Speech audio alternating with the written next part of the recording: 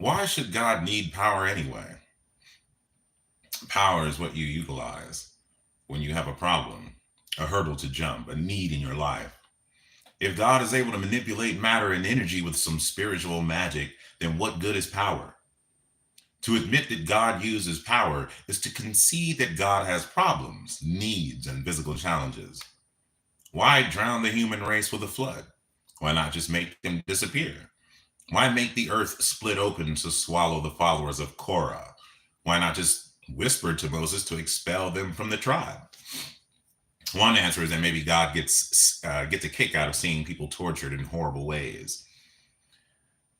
The combination of omnipotence, omniscience, and omnibenevolence is what makes the problem of evil such a thorn to traditional theists. Although technically the problem of evil is not an incoherency argument. The existence of evil is positive empirical evidence against the existence of an all-good deity. It is the omni and omnibenevolence that makes it incompatible with omniscience. If God knows in advance that there will be evil as a direct or indirect result of his actions, therefore he is not all good. He is at least partly responsible for the harm. Since God has the desire and the power to eliminate evil, why doesn't he? If God truly is all-knowing and all-powerful, then he is not omnibenevolent when he does not stop unnecessary harm. This is especially true when he is asked to do so by his children who claim to love him and he them, and who pray for his protection, believing he meant it when he said that all things whatsoever you shall ask in prayer, believing you shall receive. Since the success of such praying is no better than random chance, we have empirical evidence that God, if he exists, doesn't care. He cannot possibly be all three omnis at once. How could he have created an angel named Lucifer who possessed some quirk in his character that would cause him to go wrong? If this were deliberate, then God is an accessory to evil. If it were accidental, then God is not omnipotent. Omnipotence contradicts omniscience. To be omniscient means that all future facts are known to the person who is all-knowing. This means that the set of knowable facts is fixed and unchangeable. If facts cannot be changed, then this limits the power of God. If God knows what will happen tomorrow, then he is impotent to change it. If he changes it anyway, then he wasn't omniscient. And this brings us to my free will argument for the non-existence of God. Whether theists think God is all-powerful or merely very powerful, or even self-limiting in his power, then they must think that God is at least free to exercise whatever power he has. Whatever humans have, whether we have free... Is there a booger in my fucking nose?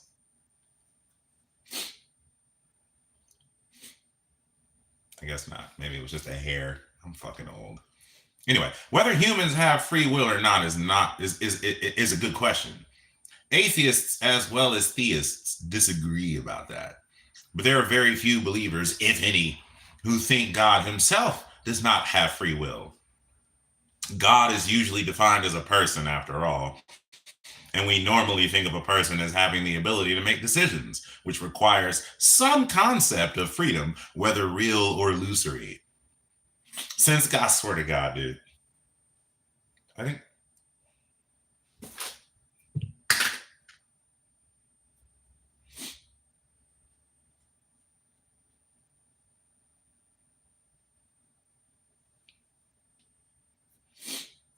minute.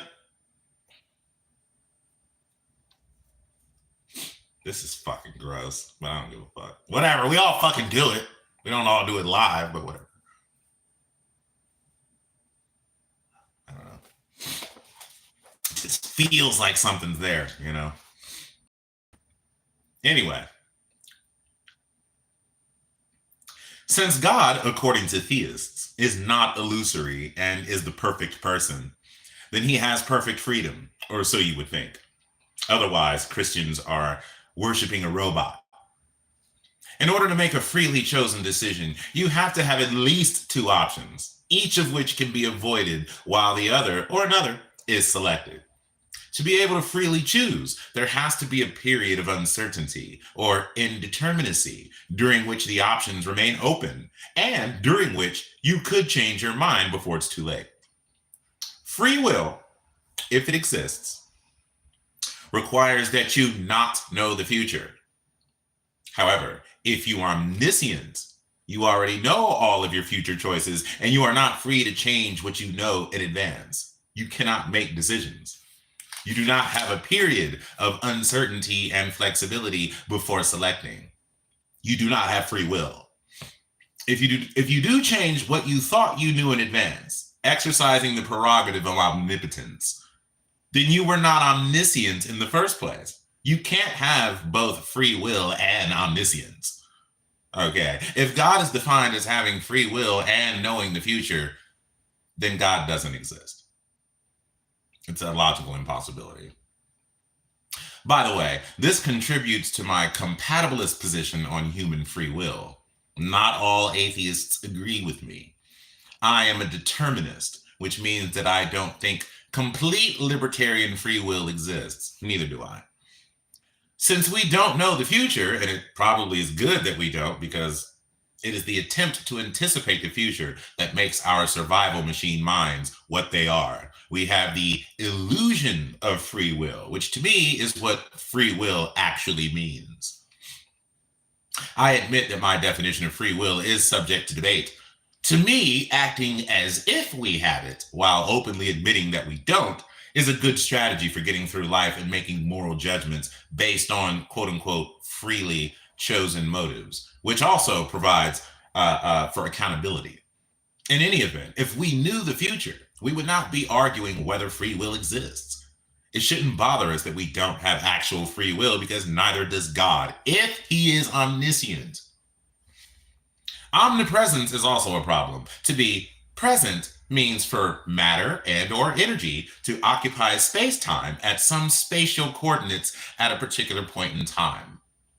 Technology extends our senses with machines, allowing viewers, for example, to be present at a televised event. But even this requires a physical connection: camera, microphone, sensor, receiver, speaker. God is not present at every location in the universe, not in any ordinary sense. To say that God is present in a spiritual sense is meaningless until spirit is defined. Since spirit is normally described as something immaterial or transcendent, this means that being present spiritually is not to be present at all. We may as well say that God is rather than God is omnipresent. Those theists who argue that God exists outside of time make it even worse. If you live outside of temporal coordinates, then you cannot be present inside space-time. You are non-present rather than omnipresent. Okay. If God is defined as a non-material or non-temporal being who is omnipresent, occupying physical reality, then God doesn't exist. Okay. John 7 verse 38 reports, "He that believeth on me, as the scripture hath said, out of his belly shall flow rivers of living water." I take this to mean that those who believe in an omnipotent, totally free, all-knowing, all-good, and all-powerful God are omniaqueous, all wet. Chapter 8, the cosmological calamity. I like the way he spelled it. Anyway, Daddy, if God made everything, who made God? My daughter Christy asked me this when she was 5 years old. Good question, I replied. Even a child sees the problem with the traditional cosmological argument. The old cosmological argument claimed that since everything has a cause, there must be a first cause, an unmoved first mover. Today, no theistic philosophers defend that primitive line because if everything needs a cause, so does God. The only way they can deal with my kindergartner's question is if they can first get God off the hook. One approach has been to claim that only effects need a cause. Since a first cause is not an effect, it is exempt from causation. Another attempt conceives of a contingency cause of the universe, resting at the top of a pyramid of relationships rather than at the beginning of a chain of temporal events. But this is a priori tactic of exempting the conclusion from the causality required of everything else, with no evidence that any special causeless or non-contingent objects actually exist, makes the creator a part of the definition of the premise, which is circular reasoning. These versions fail to get God off the hook. Today, a more sophisticated version of the cosmological argument is being propounded that connects early Islamic theology with current Big Bang theology. I'm sorry, theology, wow. Current Big Bang cosmology. According to the Kalam cosmological argument, a medieval Islamic argument dealing with the beginning and cause of the universe, infinity is just a concept. An actual infinity does not exist in reality. If the series of temporal events is infinite, we never could have traversed it to arrive at the current moment.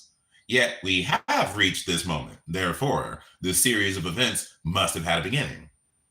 Today, cosmologists almost universally confirm that our observable universe began at a Big Bang, a singularity that brought into existence not only matter and energy, but space and time as well. Building on this, Christian philosophers such as William Lane Craig are promoting an up-to-date version of the cosmological argument that they think avoids the problem of earlier attempts. And here's how it goes. Premise 1, everything that begins to exist has a cause. Premise 2, the universe began to exist, and therefore the universe has a cause. Now, this may be seductive to those who already believe in a God. To me, it seems suspicious. The clause, everything that begins to exist, sounds artificial. It's not a phrase we hear outside the context of theistic philosophy. It appears to be an ad hoc construction designed to smooth over earlier apologetic efforts.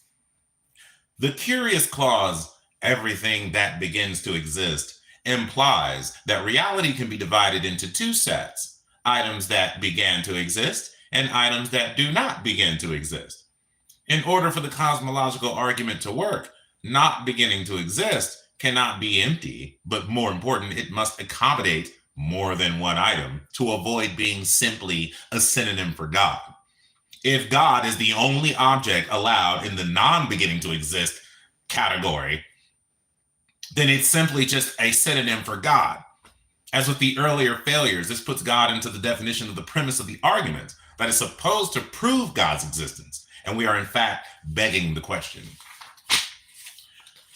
Where do theists obtain the idea in the first place that there is such a set as the non-beginning to exist category? By what observations or arguments is the possibility of beginningless object warranted? Certainly not via the cosmological argument, which simply assumes non-beginning to exist categories, and not from science, which observes nothing of the sort. If theists get their initial idea from a religious document or from inner experience, their arguments may be more presuppositionalist than evidentialist. To say that not beginning to exist must accommodate more than one item is not to say that it must contain more than one item. The set might actually contain only one of the eligible candidates. The cosmological argument could be made successful if it could be shown that non-beginning to exist contains exactly one item from a plural set of possibilities. And if the winning candidate turns out to be a personal creator, then so be it. The question of accommodation is not whether the set does not contain more or less than one item. It's whether it cannot contain other than one item. If it cannot, then the argument is circular. It would be like a dictator staging an election that permits no other candidates but himself. It's rigged from the start. Additionally, if the only candidate for not beginning to exist were God, then the second premise, the universe began to exist, would reduce to the universe is not God. If not beginning to exist is synonymous with God, the argument looks like this. Premise 1, everything except God has a cause. Number 2, the universe is not God. 3, therefore, the universe has a cause.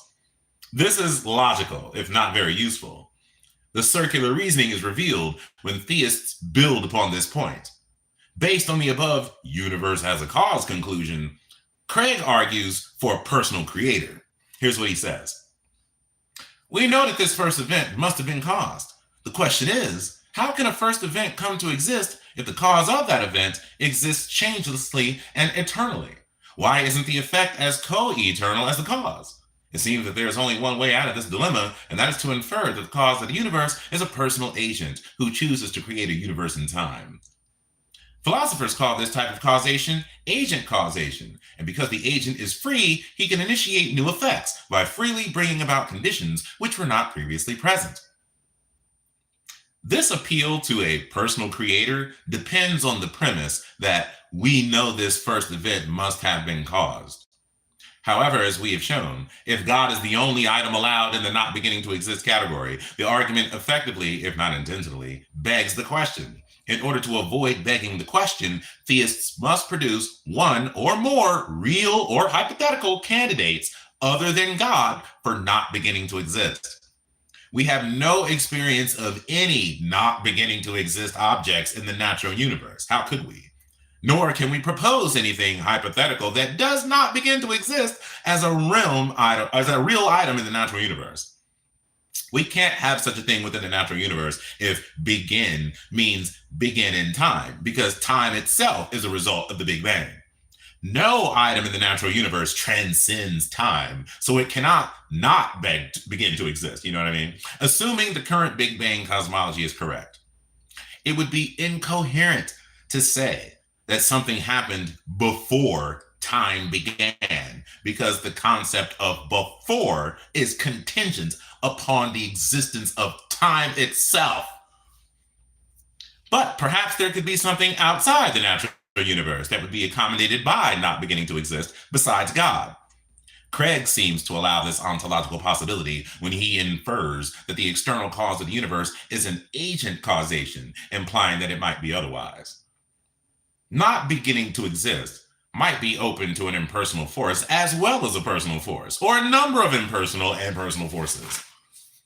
This would not necessarily lead to polytheism, deism, or violate the principle of economy. It might be true that only the personal agency actually exists from the set of possibilities.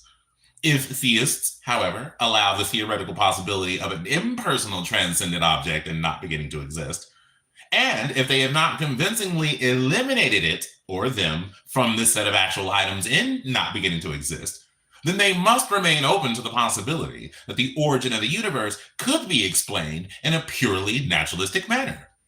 Transcendent does not equal supernatural. Have theists successfully eliminated all but one candidate for not beginning to exist? By what criteria have they concluded that an impersonal force cannot cause a universe?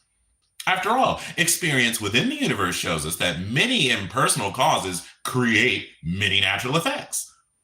Craig appears to be justifying the hypothesis of a personal external force via the fact that the natural universe contains complex intelligence and free personal agency, humans, for example, and a creator must be at least as complex as the thing it created. Otherwise, the creation would have been greater than creator, which is impossible. But is it impossible? What exactly does greater mean? Flowing water created the Grand Canyon, which is greater. Loose pebbles start avalanches. We build machines that are greater than ourselves, forklifts, jet airplanes. We create machines that think better than we do. Witness the defeat of world chess champion Garry Kasparov to IBM's Deep Blue. A man and a woman who are both of average intelligence can produce a child who's a genius. Nature abounds with examples of complexity arising from simplicity. If this is true in the natural world, then why would it not be equally true in a transcendent or supernatural world, if such a world exists? If we are allowed to draw an inference, as Craig does, from one world to the other, then we cannot rule out the possibility of the universe having arisen from simpler causes. There is no way to dismiss the option that impersonal forces created the right situation for the universe to arise. The principle holds in biology. The overwhelming consensus among biologists is that we evolved from simpler ancestors, and so did our ancestors. Theists who agree that the universe originated in a Big Bang about 15 billion years ago should not be uncomfortable with the observation that life evolved over that vast period of time. If theists such as Craig think we can infer anything from natural observation about the characteristics of a transcendent creator, then we naturalists could be justified in playing the same game. We might infer that the creator, if it exists, evolved from a less complex, non-personal source. Some theists dismiss biological evolution from simpler origins. Some discard only macroevolution, and some only the evolution of DNA. But even if they're right, this wouldn't help them. Complex/simple does not necessarily translate to personal/impersonal. Who is to say that personality could not have arisen from an impersonal cause? The impersonal might be more complex. If this is impossible, theists must explain why. Even if it's wrong that complexity arises from simplicity, in order for the cosmological argument to hold, theists must at least acknowledge the possibility of one or more transcendent forces that is not personal. They must ontologically contend with something else out there that is not God. They must define it and then eliminate it in order to avoid being accused of begging the question. Theists who get the point might mention that the something else, even if clearly defined, would be merely theoretical. True, but so is God. Okay, if they had evidence for God, they wouldn't need the cosmological argument at all. Okay, first of all, if an actual infinity cannot be part of reality, then God, if he is actually infinite, cannot exist.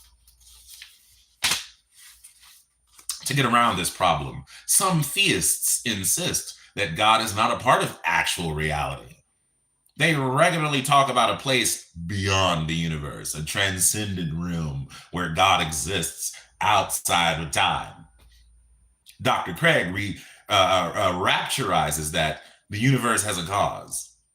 This conclusion ought to stagger us, to fill us with awe, for it means that the universe was brought into existence by something which is greater than and beyond it. Of course, if you live outside of time, whatever that means, then you don't need a beginning in time. A transcendent being living beyond nature is conveniently exempt from the limitations of natural law, and all complaints that God must have had, a cause for a designer, using the same natural reasoning that tries to call for his existence, can be dismissed by theists who insist that God is outside the loop, unaffected by natural causality and beyond time. Yet theists continue to describe this timeless being in temporal terms. Phrases such as God decided to create the universe are taken by us mere mortals to be analogous to such natural phrases as Annie Laurie decided to bake a pie. If such phrases are not equal or analogous to normal human language, and if they are not redefined coherently, then they're useless. We may as well say God blah, blah, blah, blah, blah, to blah, blah, blah, blah, the universe. The word create is a transitive verb. Okay, we have no experience of transitive verbs operating outside of time. How could we? So where we hear such a word, we must picture it the only way we can. A subject acts on an object. Considering the point at which an action is committed, there must be an antecedent state during which the action is not committed. And this would be true either in or out of time. To say that God created time is not comprehensible to us. But if he did it anyway, in spite of our lack of imagination, then it couldn't have happened after the decision to commit it because there was no before. We might still, however, imagine the act of creation is following the decision to create. Or to avoid temporal terms, the creating succeeds the deciding in the logical order. In logic, we can say that a conclusion follows, though do we not mean this happens in space or time. It doesn't happen at all. Craig agrees that the origin of the universe is causally prior to the Big Bang, though not temporally prior to the Big Bang, but doesn't seem to realize that causality requires temporality. Either in or out of time, the decision of a personal agency to commit an action happens antecedent to the action itself. Even if the deciding and the acting happened simultaneously, it would still not be true that the acting was antecedent to the deciding. Imagine God saying, "Oh, look, I just created a universe. Now I'd better decide to do it." This means that a series of antecedent causal events must exist in the mind of a time transcendent creator, if such a being exists. Since the Kalam argument claims that an actual infinity cannot exist in reality, it shoots itself in the foot. Although Kalam deals with temporal succession, the same logic applies to non-temporal antecedent events if such things are a part of reality. If the series were infinite, then God never could have traversed the totality of his own antecedent mental causes to arrive at his decision to say, "Let there be light." Therefore, sticking with Kalam, there must have been a first antecedent in the mind of an actual God, which means that God began to exist. This means began causally, but theists have conceded the appropriateness of expressing non-temporal actions in temporal language. If theists counter that the Kalam argument applies only to the impossibility of an actual mathematical infinity within the material universe, and that the transcendent, timeless domain of the creator is an entirely different kind of infinity that is not subject to the same laws, then they're begging the question again. Exempting the conclusion by definition from the premises by excluding the supernatural is circular reasoning. If it is true that an actual infinity cannot resist in reality, then a being that is actually infinite cannot be a part of reality. In other words, the Kalam disproves the reality of beginningless God. If infinity is just a concept, as the Kalam argument insists, then an infinite God is just a concept. Logic is just murdering theology. Like I'm just throwing that out there. If we take the Kalam seriously, there is no escaping the fact that God, if he exists, had a beginning either in or out of time. Since this is true, the phrase, "everything that begins to exist," includes God, okay? Sticking with the cosmological argument, it follows that God has a cause. We're back to my kindergartner's question. By the way, I've never heard a coherent definition of what it means for a God to exist outside of time. This seems to be an equivocation, a hand-waving dodge of the issue. To exist means to occupy space and time. Things that exist are measurable, okay? St. Augustine was philosophically and scientifically naive when he suggested that God exists outside of time. There is no way to be outside of time if there were an edge or border to it. Augustine and many modern Christians are still thinking like flat earthers. Time is a dimension, okay, not a thing. Like all dimensions, it has no existence of its own, and it has no beginning, no end, no edge. If you want to measure something, say the height of the page of this book, you start at one point, which you label 0, and then count the number of centimeters from that point to the other side along the dimension. It makes sense to say the page is so many centimeters tall. But what about the dimension itself? How long is the dimension? The 0 point was chosen arbitrarily along the dimension. Does it make sense to ask the beginning of the dimension or the end? It does make sense to ask about the edge of the book, but where is the edge of the dimension? It's nowhere. Time is a dimension of space-time. Things that exist can be measured along that dimension. Okay. We can meaningfully talk about the beginning of the Civil War, but we cannot make any sense of the phrase "beginning of time" as if it were just a very long ruler. That would be like measuring the very concept of measuring, which is jumping up one logical sphere. We have read about the hypothetical ant crawling on the surface of a huge beach ball. Like flat earthers wondering where the edge of the world was, no matter where the ant moves, it will never get to the end or to the edge. Every point on that surface is the same. So we might just say that every point is the beginning and every point is the end. The same is true with the dimension of time. Every instant is now. Every point in time is the beginning and every point in time is the end. It is meaningless to ask when did time start or what happened before time started. In fact, scientists insist that the dimension of time is simply a byproduct of objects moving in space. Before there was matter, there was no before. If God is outside of time, then is time outside of God? If so, there's something else besides God in the cosmos. To say that God does not exist within space-time is to say that God does not exist. Period. Okay. And even if it's true that God does exist outside of time, despite our failure to intuitively grasp what appears to be an impossibility, then how can we possibly interact? How can he or it possibly interact with us mere temporals? It would be similar to an author trying to interact with one of the fictional characters in his or her novel.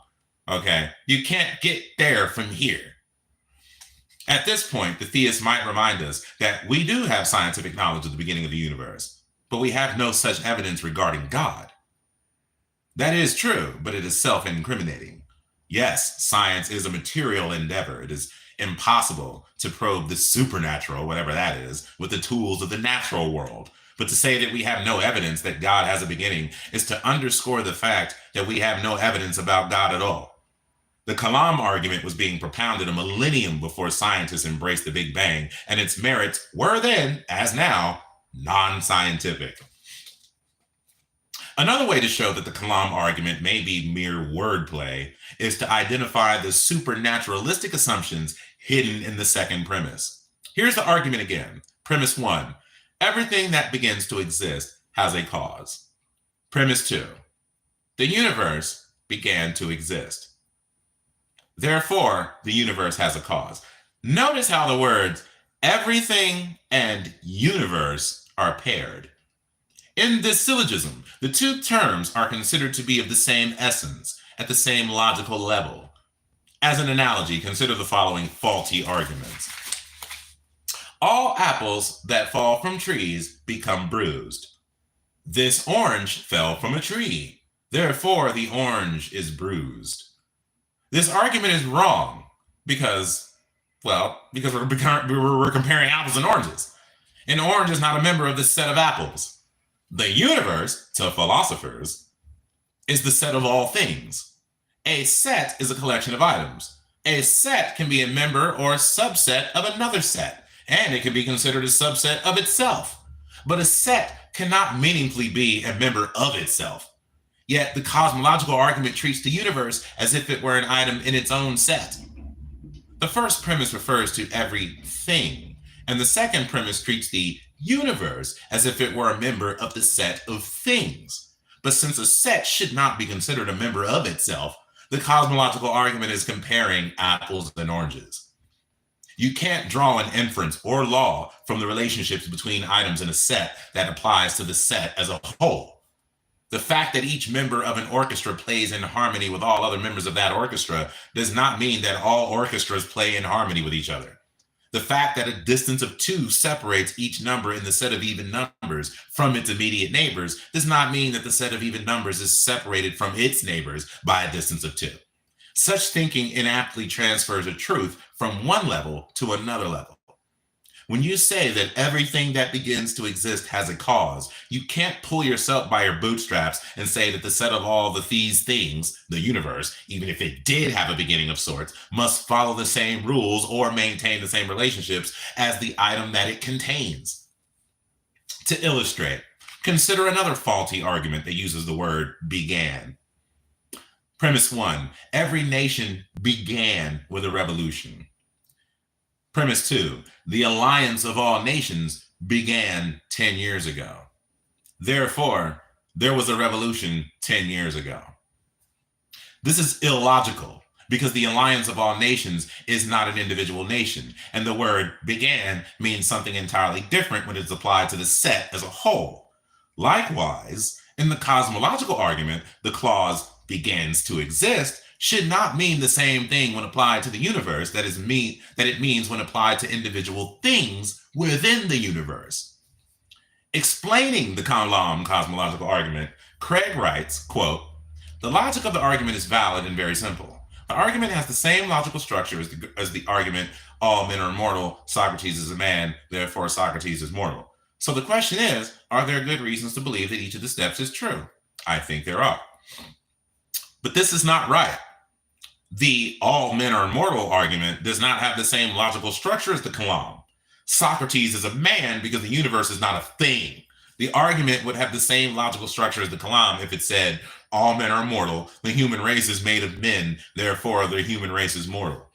It's easy to spot the illogic when phrased in this manner. Bertrand Russell, in his 1948 debate with Frau Frederick Copleston, touched on the matter. Quote, I should say that the universe is just there, and that's all. I can illustrate what seems to me your fallacy. Every man who exists has a mother, and it seems to me your argument is that therefore the human race must have a mother. But obviously the human race hasn't a mother. That's a different logical sphere. What does everything mean? Standing alone, it is synonymous with the universe or the cosmos. But in the cosmological argument, everything does not refer to all things that exist because it is followed by the limited clause that begins to exist. This implies, as we've seen, that there are some things that do not begin to exist that are part of this particular set. Everything is understood in this context as two separate words. Everything, referring to each individual item within beginning to exist. This is supported by the fact that begins to exist is singular, referring to one thing in the set of beginning to exist. A thing is an object or a system that is distinct in some manner from other objects or systems. Webster's New World Dictionary of the American Language defines thing as anything conceived of or referred to as existing as an individual distinguishable entity, specifically A, any single entity distinguished from all others. Okay, the same dictionary also defines thing as an abstract concept, but we can assume that theists consider God and the universe to be real. A thing is something distinguishable, and to be distinguishable is to be limited. To say that I ate a strawberry is to say that what I ate was not a watermelon or a peach. To say that my daughter is a redhead signifies that she's not a blonde or a brunette. To say that my friend is from New York means that he's not from Chicago, Paris, or any other city. In order to be considered a thing, an object must be part of a larger context within which and by which it can be limited. The object must be able to be pulled away from other objects. If the universe is a thing, when the cosmological argument moves to its second premise, the universe began to exist, we're being forced to view the universe as a particular item in the set of things. But is the set of all things a thing itself? How is the set of all things distinguished from other things or other sets? In what context does the universe exist within which it can be identified as a distinct object? If we even suggest that the universe or cosmos is a discrete thing, not just a concept, we are implying a realm above and beyond the universe within which it is contained, limited, and defined. This amounts to assuming transcendence. Theistic philosophers hope no one will notice that the language they are using effortlessly conjures the existence of a realm beyond nature, portraying the universe from a distance as if it had an environment. It is easier for non-theists who are not tempted to mix the logical spheres to avoid such question begging. Copleston, responding to Bertrand Russell, asked, but what are you going to say, that we can't or we shouldn't even raise the question of the existence of the whole of this sorry scheme of things, of the whole universe? Yes, Russell replied. I don't think there's any meaning in it at all. I think the word universe is a handy word in some connections, but I don't think it stands for anything that has a meaning. Today, cosmologists would substitute the word cosmos for universe, which is what Russell was talking about, the entirety of existence. What statements can we make about the universe that show us what it is not? The Grand Canyon is not in New Jersey. The Egyptian pyramids were not built in the 20th century, and baseballs are not made of jelly beans. Where does the universe not exist? Of what is it not made? How does it differ from a non-universe? See, such questions are meaningless when asked of the set of all things. In summary, in order for the Kalam cosmological argument to be salvaged, theists must answer these questions. Number one, is God the only object accommodated by the set of things that do not begin to exist? And if yes, then why is the cosmological argument not begging the question? Okay? Like, make that make sense. And if no, then what are the other candidates for the cause of the universe, and how have they been eliminated? Number two, does the logic of the Kalam apply only to temporal antecedents in the real world? If yes, this assumes the existence of non-temporal antecedents in the real world. So why is this not the question begging? You know what I mean? If no, then why doesn't the impossibility of an actual infinity disprove the existence of an actually infinite God? Question 3. Is the universe, or the cosmos, a member of itself? If not, then how can its beginning be compared with other beginnings? See, in the absence of good answers to these questions, we must dismiss the Kalam cosmological argument for the existence of a God. Chapter 9. Dear theologian, I have a few questions and I thought you'd be the right person to ask. It gets tough sometimes sitting up here in heaven with no one to talk to. I mean, really talk to. I can always converse with angels, of course, but since they don't have free will and since I created every thought in their submissive minds, they're not very stimulating conversationalists. Of course, I can talk with my son Jesus and with the third person of our Holy Trinity, the Holy Spirit, but since we're all the same, there's nothing we can learn from each other. There are no well-placed repartees in the Godhead. We all know what the others know. We can't exactly play chess. Jesus sometimes calls me Father, and that feels good, but since he and I are the same age and have the same powers, it doesn't mean anything. You are educated. You have examined philosophy and world religions. You have a degree that makes you qualified to carry on a discussion with someone at my level. Not that I can't talk with anyone, even with the uneducated believers who fill the churches and flatter me with endless petitions, but you know how it is. Sometimes we all crave interaction with a respected colleague. You have read the scholars, you have written papers and published books about me, and you know me better than anyone else. It might surprise you to think that I have some questions. No, not rhetorical questions aimed at teaching spiritual lessons, but some real honest-to-God inquiries. This should not shock you because, after all, I created you in my image. Your inquisitiveness is an inheritance from me. You would say that love, for example, is a reflection of my nature within yourself, wouldn't you? Since questioning is healthy, it also comes from me. Somebody once said that we should prove all things and hold fast that which is good. My first question is this: where did I come from? As I sit up here in heaven and look around, I notice that there is nothing else here besides the objects that I have created and me. I don't see any other creatures competing with me, nor do I notice anyone or anything above me that might have created me, unless it's playing hide and seek.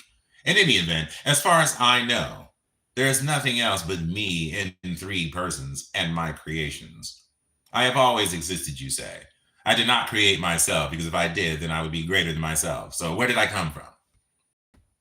I know how you approach that question regarding your own existence. You notice that nature, especially the human mind, displays evidence of intricate design.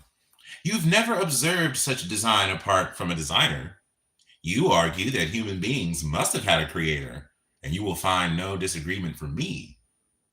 Then what about me? Like you, I observe that my mind is complex and intricate.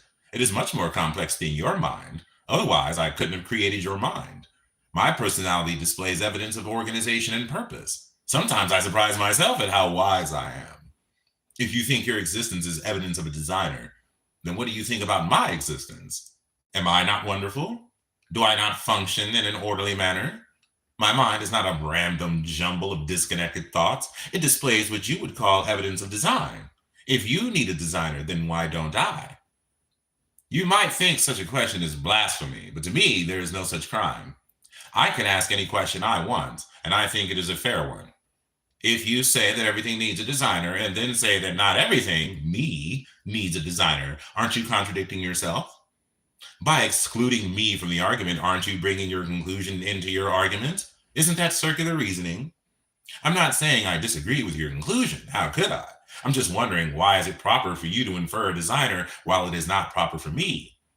If you're saying that I don't need to ask where I came from because I'm perfect and omniscient while humans are fallible, then you don't need the design argument at all, do you?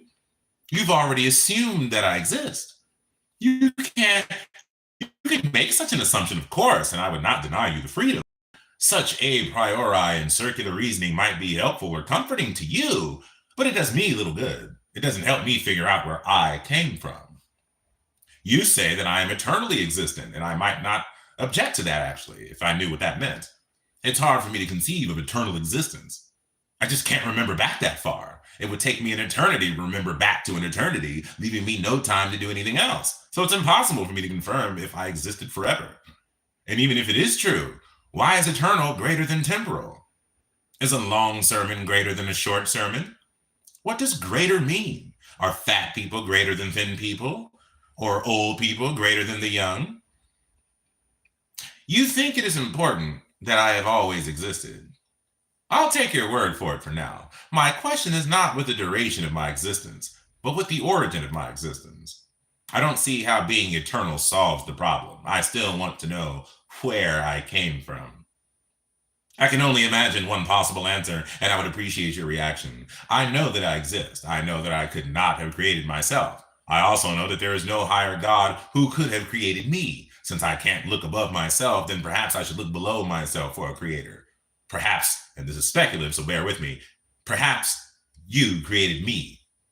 Don't be shocked. I mean to flatter you. Since I contain evidence of design, and since I see no other place where such design could originate, I'm forced to look for a designer or designers in nature itself. You're part of nature. You're intelligent. That's what your readers say. Why should I not find the answer to my question in you? Help me out on this. Of course, if you made me, then I could not have made you. The reason that I think I made you is because you made me to think I made you. You have often said that a creator can put thoughts in your mind. Isn't it possible that you have put thoughts in my mind, and now here we are, both of us wondering where we came from? Some of you have said that the answer to this whole question is just a mystery that only God understands. Well, thanks a lot. The buck stops here. On the other hand, you use logic to try to prove my existence. On the other hand, when logic hits a dead end, you abandon it and invoke faith and mystery. Those words might be useful to you as placeholders for facts or truth, but they don't translate to anything meaningful as far as I'm concerned. You can pretend that mystery signifies something terribly important, but to me, it simply means you don't know. Some of you assert that I did not come from anywhere, that I just exist. I have also heard you say, however, that nothing comes from nothing. You can't have it both ways. I either exist or I don't. What was it that caused me to exist, as opposed to not existing at all? If I don't need a cause, then why do you? Since I'm not happy to say that this is a mystery, I must accept the only explanation that makes sense. You created me. Is that such a terrible idea? I know that you think humans created many other gods, Zeus, Thor, Mercury, Elvis. You recognize that such deities originate in human desire, need, or fear. If the blessed beliefs of those billions of individuals can be dismissed as products of culture, then why can't yours? The Persians created Mithra, the Jews created Yahweh, and you created me. If I am wrong about this, please straighten me out. My next question is what it's all about. Maybe I made myself, maybe some other God made me, or maybe you made me, but let's put that aside for now. I'm here, but why am I here? Many of you look up to me for purpose in life, and I have often stated that your purpose in life is to please me. If your purpose is to please me, what's my purpose? To please myself? Is that all there is to life? If I exist for my own pleasure, then this is selfish. It makes it look as if I created you merely to have some living toys to play with. Isn't there some principle that I can look up to? Something to admire, adore, and worship? Am I consigned for eternity to sit here and amuse myself with the worship of you puny humans? Or to worship myself? What's the point? I've read your writings on the meaning of life, and they make sense in the theological context of human religious goals, even if they don't make or have much practicality in the real world. Many of you feel that your purpose in life is to achieve perfection. Since you humans fall way short of perfection by your own admission, and I agree, then self-improvement provides you with a quest. It gives you something to do. Someday you hope to be as perfect as you think I am. But since I am already perfect by definition, then I don't need such a purpose. I'm just sort of hanging out, I guess. Yet I still wonder why I'm here. It feels good to exist. It feels great to be perfect, but it gives me nothing to do. I created a universe with all kinds of natural laws that govern everything from quarks to galactic clusters, and it runs okay on its own. I had to make these laws, otherwise I'd be involved with a lot of repetitive busy work, such as pulling light rays through space, yanking falling objects down to Earth, sticking atoms together to build molecules, and a trillion other boring tasks more worthy of a slave than a master. You have discovered most of those laws and might be on the verge of putting the whole picture together. Once you've done that, you'll know what I know, that there is nothing in the universe for me to do. It's boring up here. I could create more universes and more laws, but what's the point? I've already done universes. Creation is like sneezing or writing short stories. It just comes out of me. I could go on an orgy of creation and just create.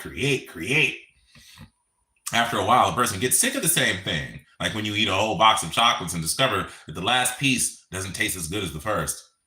Once you have had 10 children, do you need 20? If more is better, then I am obligated to continue until I have fathered an infinite number of children and an endless number of universes. If I compel myself, then I am a slave. Sure, I can bestow meaning on you, pleasing me, achieving perfection, whatever, and perhaps this is all that concerns you. But doesn't it bother you just a little that the source of meaning for your life has no source of its own? And if this is true, then isn't it also true that ultimately you have no meaning for yourself either? If it makes you happy to demand an external reference point on which to hang your meaningfulness, why would you deny the same to me?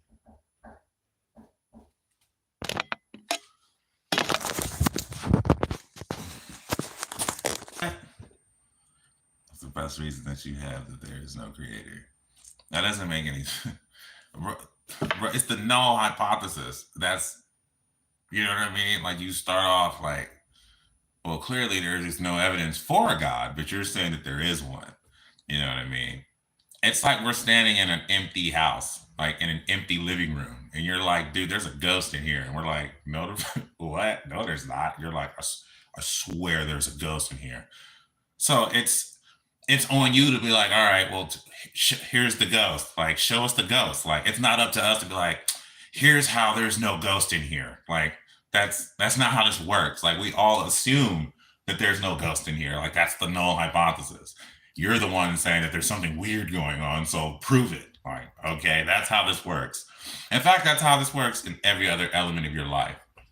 Okay, it's only when it comes to this shit that now all of a sudden you just throw logic and reasoning out the fucking window so that you can hold to your bullshit indoctrinated beliefs. It's ridiculousness. Entropy. What's going on, my homie? Anyway, where were we? I got interrupted.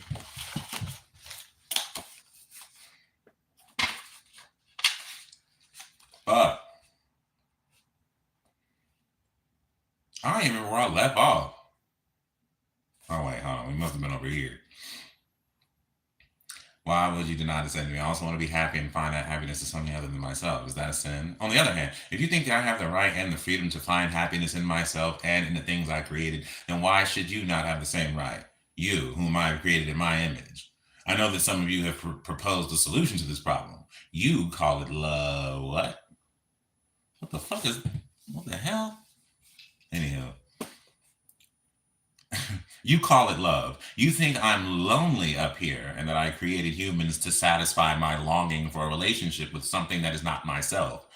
Of course, this will never work because it is impossible for me to create something that is not part of myself. But let's say that I try anyway. Let's say that I create this mechanism called free will, which imparts to humans a choice. If I give you the freedom, though this is stretching the word because there is nothing outside of my power, not to love me, then if someone of you and a few of you, even one of you chooses not to love me, Oh, wait, hold on. Let me back up. If I give you the freedom not to love me, then if some of you, a few of you, even one of you chooses to love me, I have gained something I might not have had. I have gained a relationship with someone who could have chosen otherwise. This is called love, you say. This is a great idea on paper. In real life, however, it turns out that billions of people have chosen not to love me and that I have to do something with these infidels. I can't just uncreate them. If I simply destroy all the unbelievers, I may as well have created only believers in the first place. Since I am omniscient, I would know in advance which of my creations would have a tendency to choose me.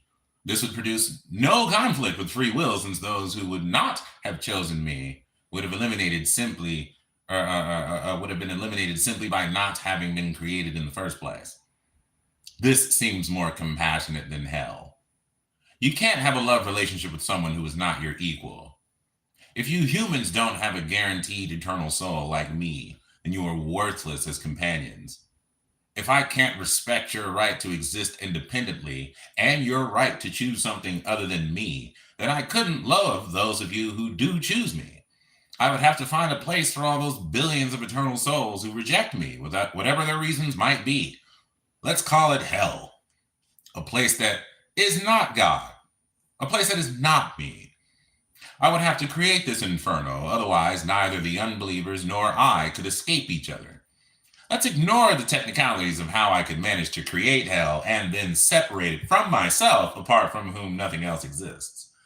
The point is that since I am supposedly perfect, this place of exile must be something that is the opposite. It must be ultimate evil, pain, darkness, and torment. If I created hell, then I don't like myself. And if I did create a hell, then it certainly would not be smart to advertise that fact. How would I know if people were claiming to love me for my own sake or simply to avoid punishment?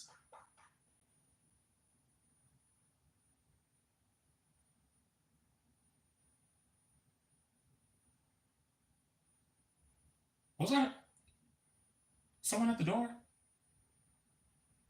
Again, I might add. Let's see. Let's see, there's someone at the door.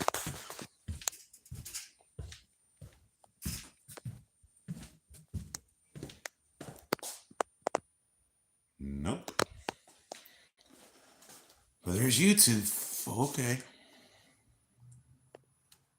Look at Rosie.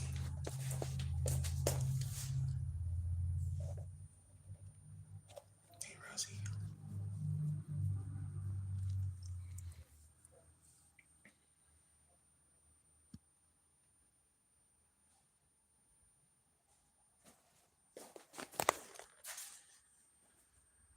Oh, shit. I get so geeked when I see Kalasia. So geeked.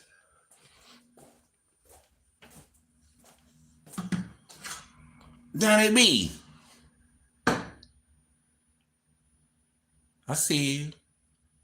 You ain't hiding.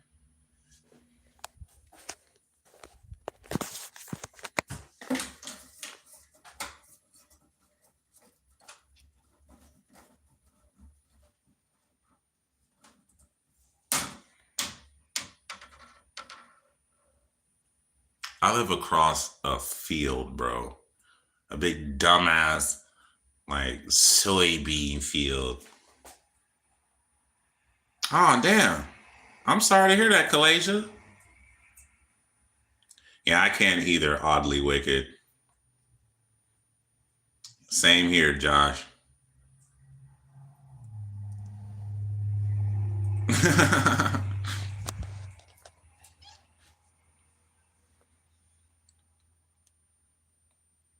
I've read these books so many times, like,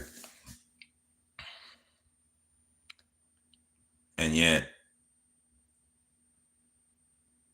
like, I don't know. I'm getting to the point where it's like I'm kind of tired of reading them. Like these, I only read like probably once. These two, there are these three. Misquoting Jesus, I read that one like 4 times. There's another one I read like this one. I read that one like 5 times. Like I'm obsessed. I read this one like 3 or 4 times. I read this one like 4 or 5 times. Like, yeah, I got some good ones too. Look at that. Fire and Fury. That one's kind of lame. I just wanted to know. You know what I'm saying? But Who Rules the World? That's a good one by Noam Chomsky. This one thoroughly explains the Palestine-Israel conflict. You know what I mean?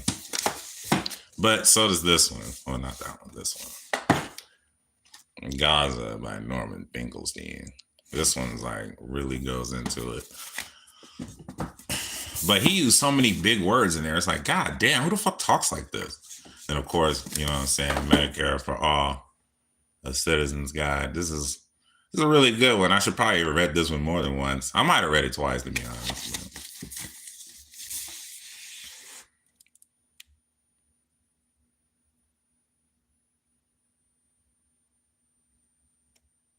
That's the Holy Ghost. I know, right? This is a good one. Notes on Resistance. I got a lot of Noam Chomsky books. He's like one of my favorite authors. Like that was a Chomsky book. This is a Chomsky book. The Precipice. I got a lot of Chomsky on anarchism.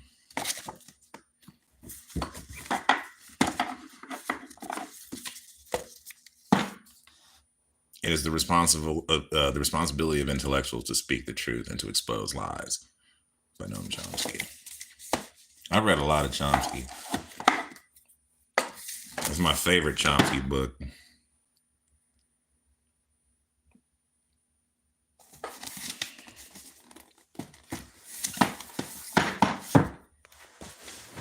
But I got a lot of fuck. Like I got a lot of Lenin too. You know what I'm saying? Like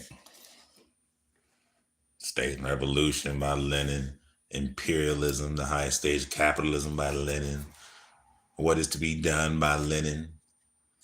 I got this one by Lenin, Left Wing Communism. This one was kind of funny. It's just about cuss words. Then I got Working Class Anarcho-Syndicalism, Theory and Practice. You know, I got another Noam Chomsky, Media Control. Told you I got a lot of Chomsky. Like, he's my favorite author.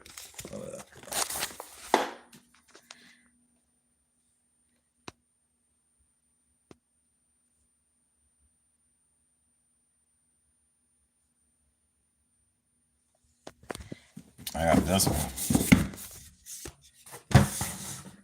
Whose boat is this boat? Comments that don't help in the aftermath of a hurricane.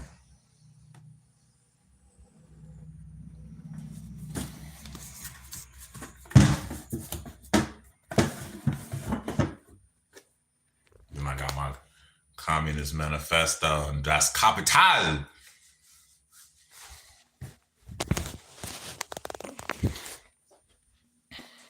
Then I got these shoes that I have not yet worn.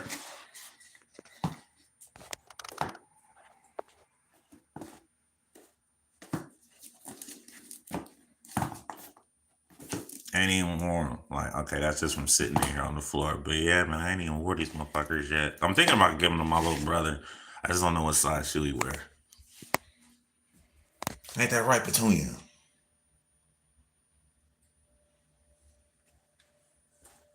Satan died for our sins. You still bad. That's funny though.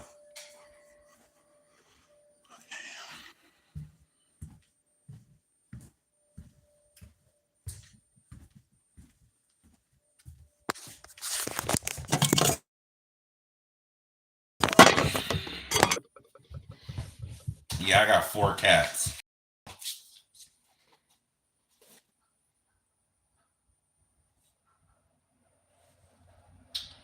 Where was I?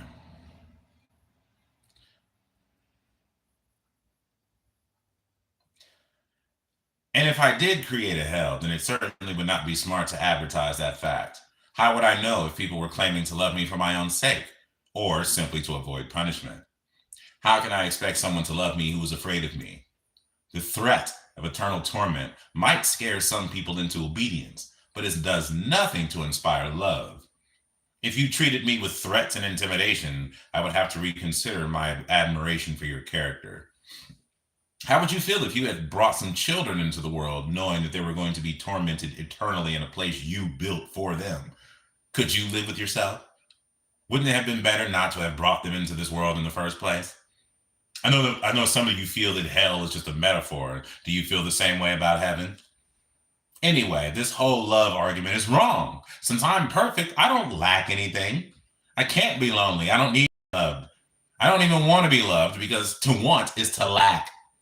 To submit to giving and receiving love is to admit that I can be hurt by those who choose not to love me. And if you can hurt me, I am not perfect. If I can't be hurt, I can't love. If I ignore or erase those who do not love me, sending them off to hell or oblivion, then my love is not sincere. If all I am doing is throwing the dice of free will and simply reaping the harvest of those who choose to love me, then I'm a selfish monster. If you played such games with people's lives, I would call you insensitive, conceited, insecure, selfish, and manipulative.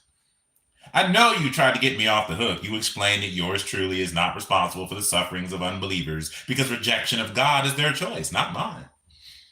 They had a corrupt human nature, you explained. Well, who gave them their corrupt human nature? If certain humans decide to do wrong, where do they get that impulse? If you think it came from Satan, who created Satan? And why would some humans be susceptible to Satan in the first place? Who created that susceptibility? If Satan was created perfect and then fell, where did the flaw of perdition come from? I mean, if I'm perfect, then how in my name did I end up creating something that would not choose perfection? Someone once said that a good tree cannot bring forth evil fruit. Here's the title for your next theological tome. Was Eve perfect? If she was, she would not have taken the fruit. If she wasn't, I created imperfection. Maybe you think all this gives me a purpose, putting Humpty Dumpty back together, but it actually gives me a headache. I cannot live with myself if I thought my actions were causing harm to others. Well, I shouldn't say that. Since I think you created me, I suppose I should let you tell me what I could live with.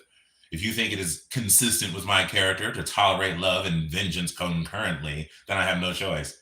If you're my creator, then I could spout tenderness out of one side of my mouth and brutality out of the other. I could dance with my lover on the bones of my errant children and pretend to enjoy it. I would be very human indeed. If I have 1,000 questions, but I'll just ask you 2 more. I don't know how I got here, but I'm here. Let's just say that my purpose is to make good people out of my creations. Let's say that I'm here to help you learn how to be perfect like me, and that the best way to achieve that is for you to act just like me, or act like I want you to act. Your goal is to become a mirror of me. Won't that be splendid? I'll give you your rules and principles, and you try to follow them. This may or may not be meaningful, but it will keep us both busy. I suppose that from your point of view, this would be terribly meaningful, since you think I have the power to reward and punish. I think that some of you Protestant theologians think that I give rewards, not for good deeds, but simply by believing in my son Jesus, who paid the punishment for your bad deeds. Well, Jesus spent only about 36 hours of an eternal life sentence in hell, is now back up here in ultimate coziness with me. Talk about a wrist slap. He was not paroled for good behavior. He was simply released. If my righteous judgment demanded absolute perfection, then Jesus should have paid the price in full, don't you think? Beyond that, it is entirely incomprehensible to me why you think I would accept the blood of one individual for the crime of another. Is that fair? Is that justice? If you commit a felony, does the law allow you to bother? If you commit a felony, does the law allow your brother to serve the jail sentence for you? If someone burglarized your home, would you think justice was served if a friend of the burglar bought you new furniture?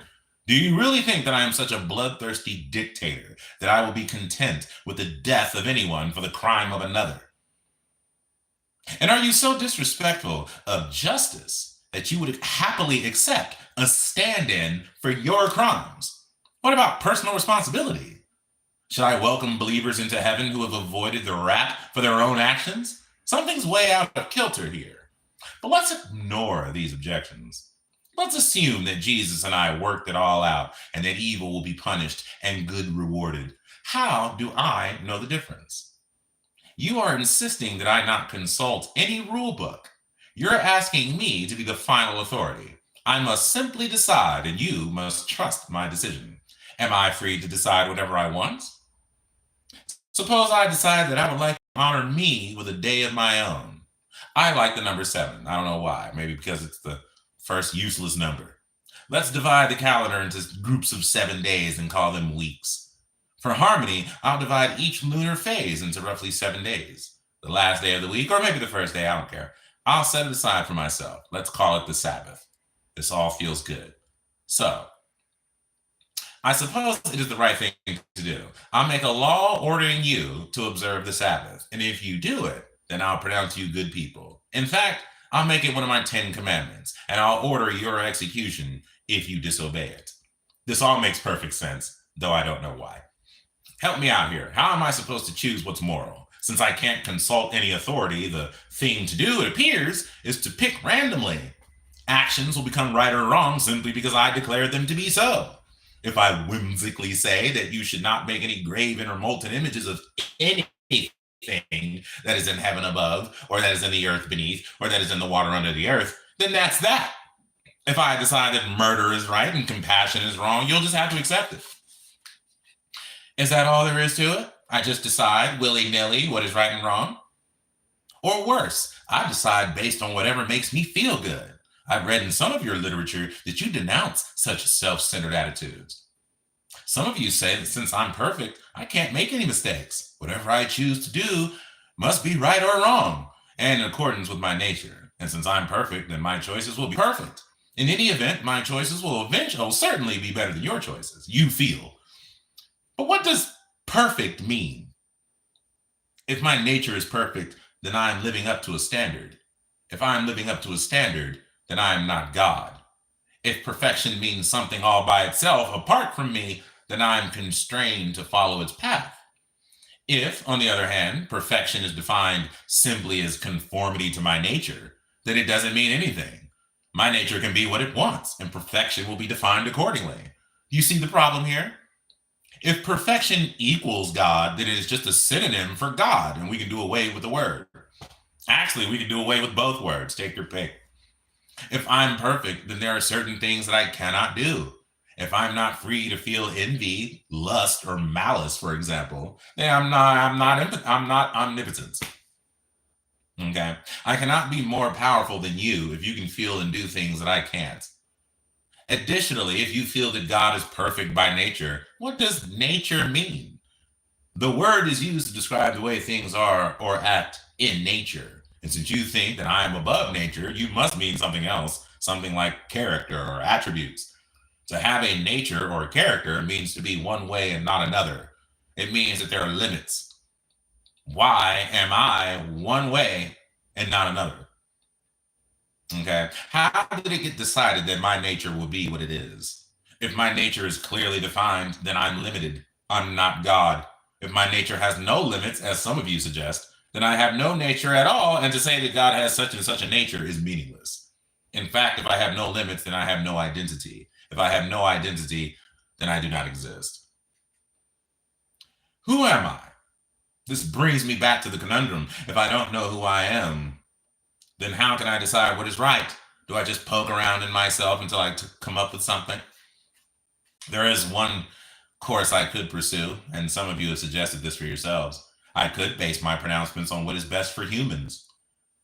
You people have physical bodies that bump around in a physical world. I could determine those actions that are healthy and beneficial for material beings in a material environment. I can make morality something material, something that is relative to human life, not to my whims. I could declare that harming human life is bad and that helping or enhancing human life is good. This would be like providing an operation manual for something I designed and manufactured. It would require me to know all about human nature and the environment in which you humans live and to communicate these ideas to you. This makes a lot of sense, but it changes my task from one of determining morality to one of communicating morality. If morality is discovered in nature, then you don't need me, except maybe to prod you along. I saw to it that you have capable minds with the ability to reason and do science. There is nothing mysterious about studying how humans interact with nature and with each other, and you should be able to come up with your own set of rules. Some of you tried this millennia before Moses. Even if your rules contradict mine, I couldn't claim any higher authority than you. At least you would be able to give reasons for your rules, which I can only do by submitting to science myself. If morality is defined by how human beings exist in nature, then you don't need me at all. I am off the hook. From what I have read, most of you have your feet on the ground with no help from me. I could hand down some stone tablets containing what I think is right and wrong, but it would still be up to you to see if my rules work in the real world. I think we all agree that grounded reason is better than the whim of an ungrounded deity. This is a wonderful approach, but what bothers me is that while this may help you know what is moral in your environment, it doesn't help me much. I don't have an environment. I'm out here flapping in the breeze. I envy you. Nor does the humanistic approach help those of you who want morality to be rooted in something absolute outside of yourselves. It must be frightening for those of you who need an anchor to realize that there is no bottom to the ocean. Well, it's frightening for me also. I don't have an anchor of my own. That's why I'm asking for your help. Thank you for reading my letter and for letting me impose on your busy schedule. Please answer at your convenience. I have all the time in the world. Sincerely yours truly.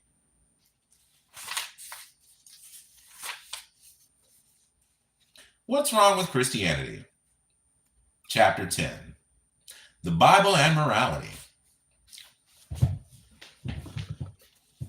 Believers in God do not have a corner on the morality market.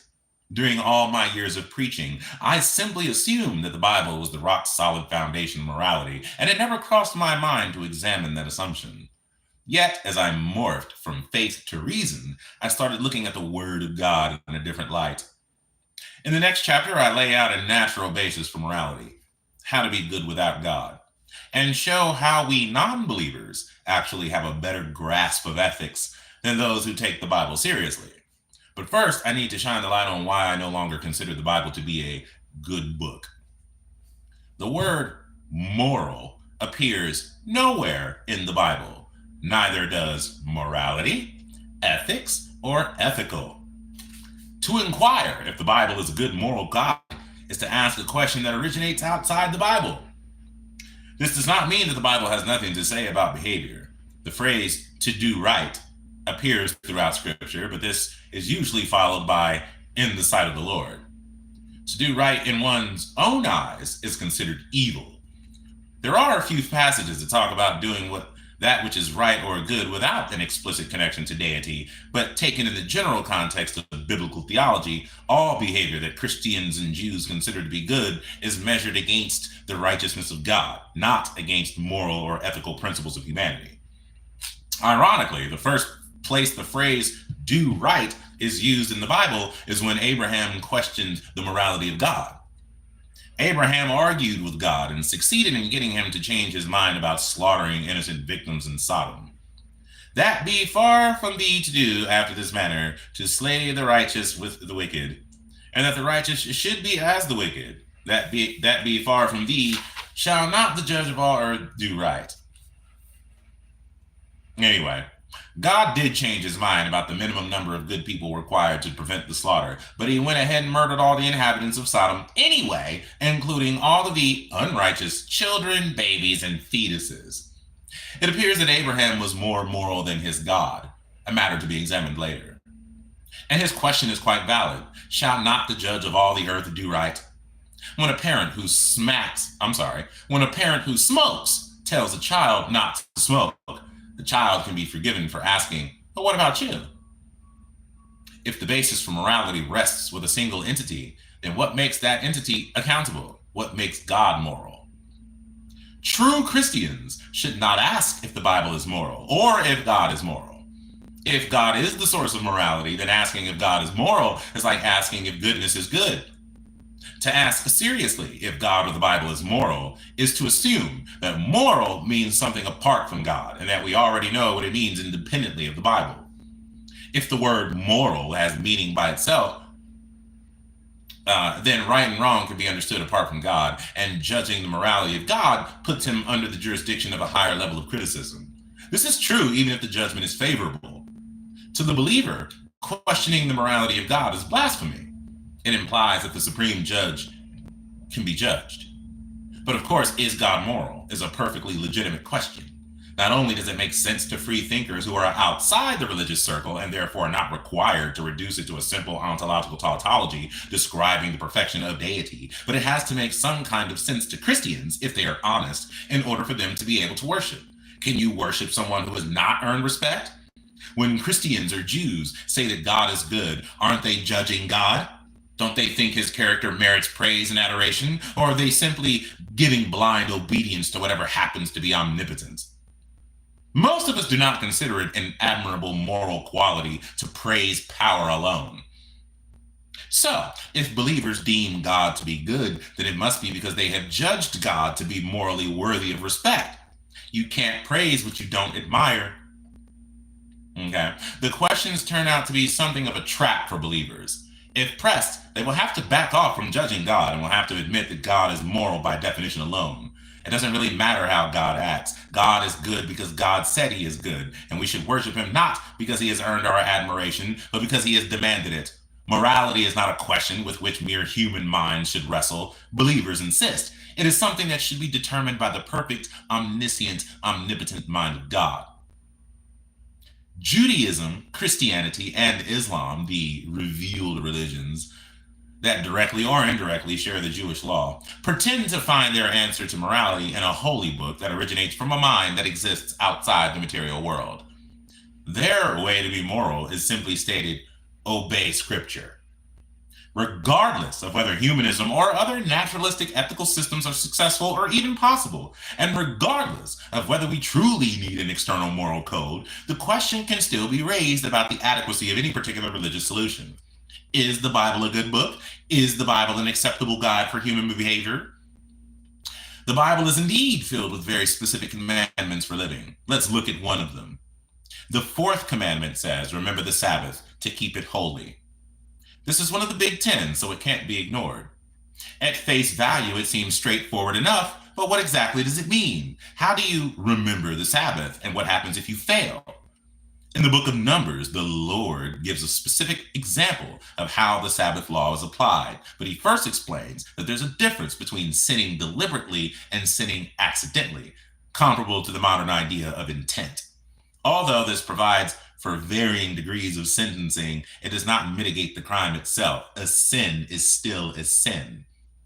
Quote, and if any soul sin through ignorance, then he shall bring a she-goat of the first year for a sin offering. But the soul that doeth aught sin presumptuously, whether he be born in the land or a stranger, the same reproacheth the Lord, and that soul shall be cut off from among his people, because he hath despised the word of the Lord and hath broken his commandment. That soul shall utterly be cut off. His iniquity shall be upon him.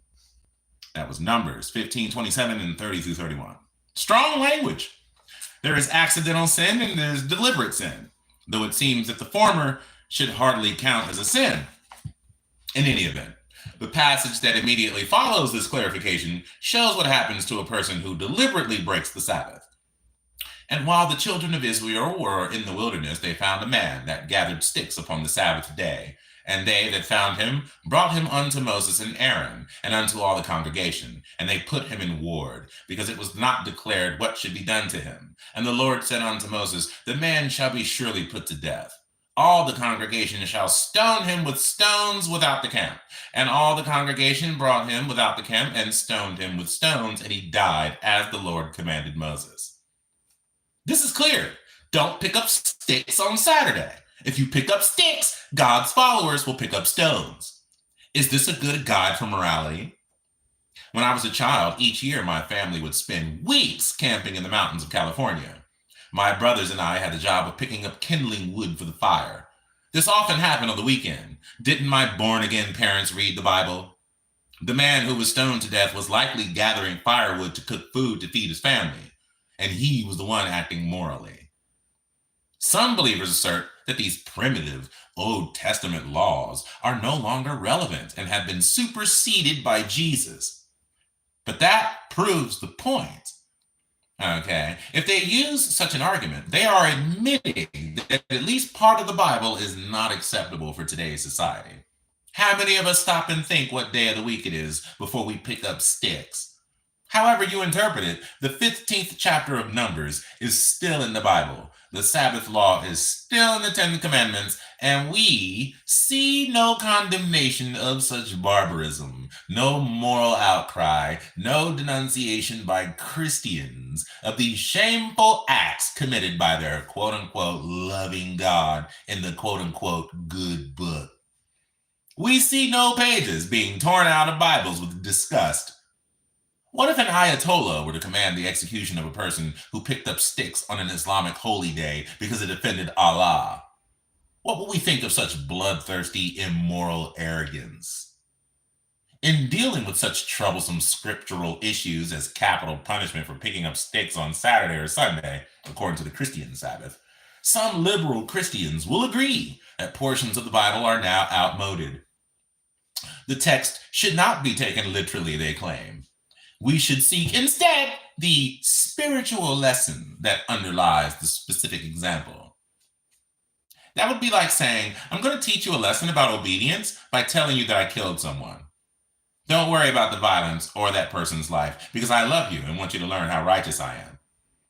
See, there's a subset of fundamentalists called dispensationalists who claim that the Old Testament rules were in effect only for that period of history, and that we now have different rules because God's plan is unfolding in stages or dispensations. Though Jesus did come and say he came to uphold every jot and tittle of the Old Testament law. Anyway, other evangelical Christians will assert that tougher measures were required during the struggling infancy of the besieged Israelite nation. God's chosen people were at war, so some moral rationing was justified. But that now that Christianity is on the scene, such measures are no longer needed. All of these liberal arguments, at minimum, admit that there are at least some parts of the current Bible that are no longer relevant to proper human behavior. All of us, believers and non-believers alike, whatever our reasons, have to agree that the Bible can be downright brutal. Apologize, theologize, demythologize, liberalize, and rationalize all you want. Those barbaric scriptures are still being sold in bookstores. Many courts use the Bible as the standard of truth-telling, and U.S. presidents place their hand upon it during inauguration, a practice, incidentally, not mandated by the Constitution. But any version of a holy book that contains barbaric decrees cannot be entirely palatable to the modern world. Perhaps it could be argued that some parts are still relevant, but the Bible as a whole is undeniably flawed. Believers often accuse skeptics of ignoring the good while picking out only the bad parts of the Bible. Believers ask why we don't join them in emphasizing that which is good and beautiful in the Bible.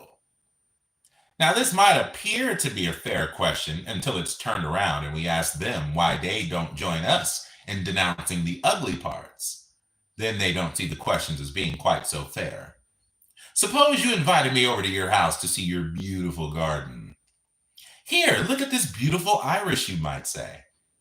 I might nod my head and smile. Yes, that is beautiful. I've seen better, but that's not bad. And over here, look at this gorgeous rose. Wow, that is pretty, I might agree. But as I look around the garden, I see that it is overrun with weeds and trash. Some of the plants show obvious signs of disease and decay, and bugs are chewing many of the leaves. Noticing my distraction, you might say, oh, just ignore that. I want you to see the good parts. But you invited me here to see your beautiful garden, and I have to say I'm disappointed. You do have some nice flowers which actually stand out against the ugliness around them, but the general impression is chaotic and hideous. Well, you're not looking at it the right way. You have to ignore all that. Those things you are choosing to look at do not bother me. Adjust your focus. Don't concentrate on the bad. Look for the good. The disease is not my fault. Someone else threw the trash in there. The original garden was perfect. Who's to say what is a weed? I can't pull out the weeds because there'd then be no contrast and we wouldn't appreciate how beautiful the flowers are. Yes, a few flowers are nice, but on balance, this is an ugly sight. You're not a good gardener. I thought you were my friend. Well, what are friends for? Those who look at the Bible objectively, who are not handicapped with the requirement that it be worshiped or respected, notice that there are problems with using it as a guide for behavior. Number one, the Bible argues from authority, not from reason, claiming that might makes right. Number two, the Bible nowhere states that every human being possesses an inherent right to be treated with respect and fairness. Humans don't matter as much as God does. Number three, the biblical role models, especially Yahweh, Elohim, and Jesus, are very poor moral examples, often ignoring their own good teachings and ruthlessly pursuing their own tyrannical teachings. Number four, many moral precepts of the Bible are just plain bad, even dangerous. And number five, on closer inspection, the few positive teachings are uninspired, unoriginal, inadequate, and irrelevant. On balance, this is an ugly garden. Arthur Ruth Green calls the Bible a moral grab bag. Many pick and choose from its pages, most ignore it. And those few who do use it as a guide for behavior do so for religious rather than moral reasons. Those believers who are good people, and I think most of them are, and who credit the Bible for their standards are giving credit where credit is not due. Christians, it turns out, don't have a corner on morality. On average, they're no more moral than unbelievers. Some might argue that they're less moral. Those few shining examples from the Christian community shine no brighter than the caring unbelievers. But for all their talk about the need for moral guidance, they cannot substantiate the claim that the Bible is a good guide for modern behavior. Might makes right. I think I'm gonna just stop there. My neck hurts.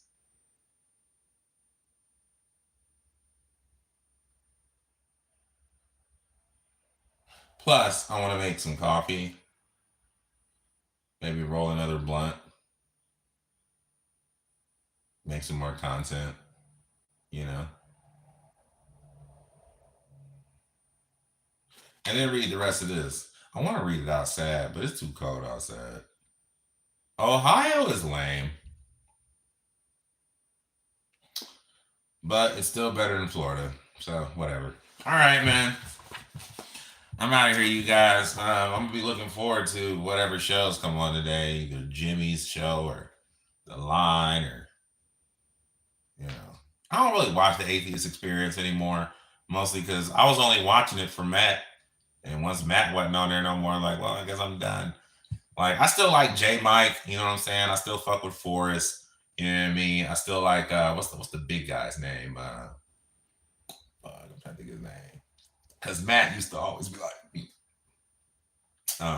Matt and Dan, is it Dan?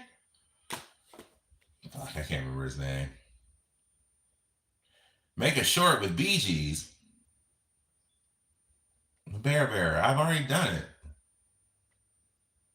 You should go look at my playlists. Y'all know I have playlists, right? Like my playlist, when I be referring to my playlists are of videos that I've done, like not the song itself or the video itself. It's me doing what I do to the song, like, and I made playlists of those songs that I've done, you know. So if you check out my playlist, I've done so many. I've done Bee Gees for sure because I was a Bee Gees fan, you know. So at least all the songs that you heard from that movie, Saturday Night Fever, I think it was, or whatever, Staying Alive. I don't remember the name of the movie, but at least all the songs from that movie I've done.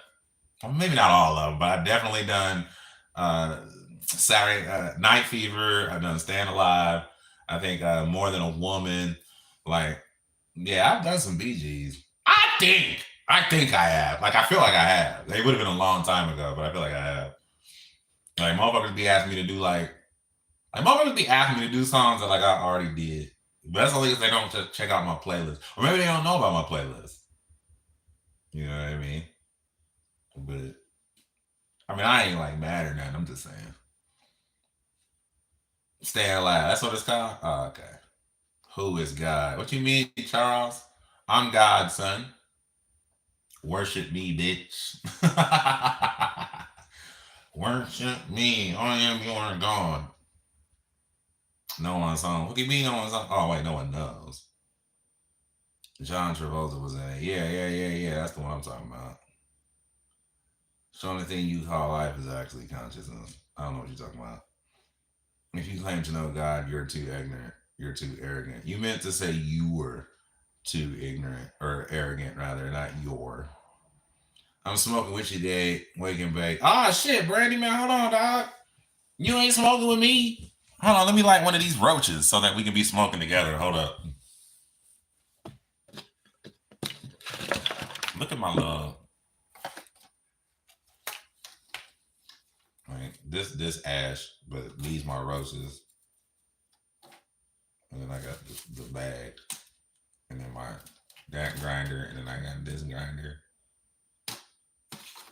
2 lighters. And a shell.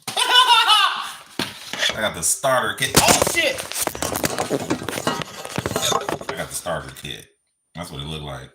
I'm about to smoke one of these motherfuckers. Yeah, me. I got snow caps. I don't know what you're talking about. I'm dabbing with you. That's what's up, Bear Bear. You know, there was this one chick, just like middle-aged woman on TikTok.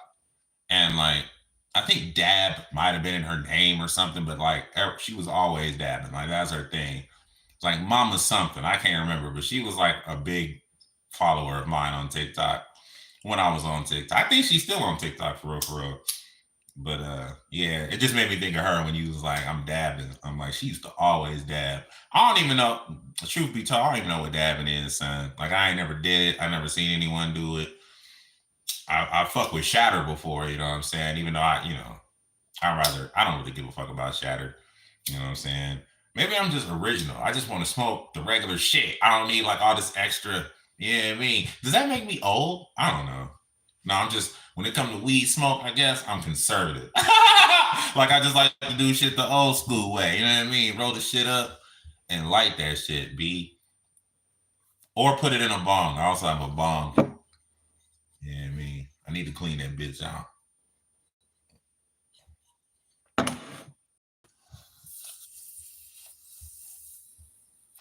The TV show Preacher, what the fuck? I don't really watch TV though. Like anyone who knows me knows that most of my free time is spent either looking at videos that I plan to cut up into content. So I'm probably watching The Line or Professor Plink or Cosmic Skeptic. I call him that, but I know his name's Alex O'Connor. Like I'll be watching like arguments for and against God. You know what I mean? So I'll be watching like a lot of videos like that. If I'm watching videos at all, because I'm probably cleaning or exercising or working, you know what I mean?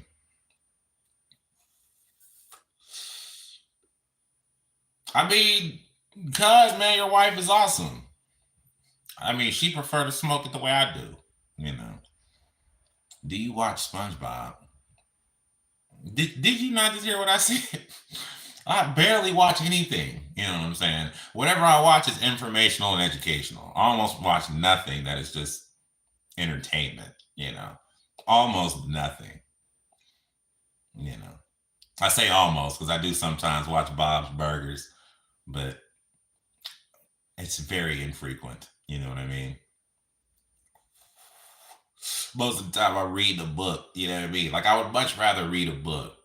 And not just any book, because like I said, I don't read fiction. I ain't got time for that. If I'm gonna read fiction, I'm just gonna watch a fucking TV show, you know. So if I'm gonna read, I'm gonna take the time to actually read a book. I need to get something out of it. that I didn't know that I probably should have needed, that I probably needed to know or should have known. So that's what I spend my free time doing, usually being productive in some capacity.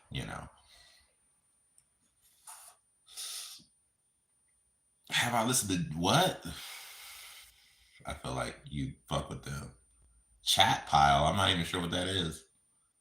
I think you'll love it. So that's how corrupt religion is. Check out what? I didn't see that.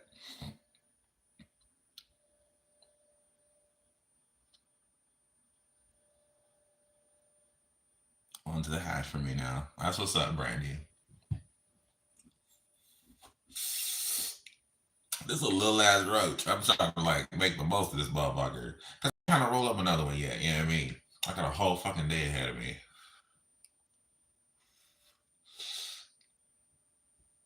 Do I watch movies? Yeah, but I mean, that's another. I probably watch those even less frequently than I watch other shows. But when I do watch movies, it's probably a horror movie. I fucking love horror movies. Good horror movies. I don't like just, like I love fucking like Halloween from 1978 is my favorite. Like, because I just felt like it set the standard and it did such a good job with a very small budget. And what they were able to do with that movie is incredible. So Halloween is one of my all-time favorite scary movies. But and I also, because I prefer thrillers, you know what I mean? Like I like movies like Hereditary, I think it was. Where it's not like all about like death and it's all like that psychological fucking M. Night Shyamalan type mind fuck type of shit. You know what I mean? Like I like those kind of scary movies. I also like the fucking just slasher, fucking gratuitous violence kind of scary movies because I like those for a different reason. I don't go in expecting to be scared, just repulsed. You know what I'm saying? Like Terrifier and Terrifier 2 and Terrifier 3. Yeah, I mean, I haven't seen, I think I haven't really seen any of the Terrifiers. I feel like I have only because I was watching Elvis the Alien go over his analysis of the movies, and so through him, I feel like I've seen the movies.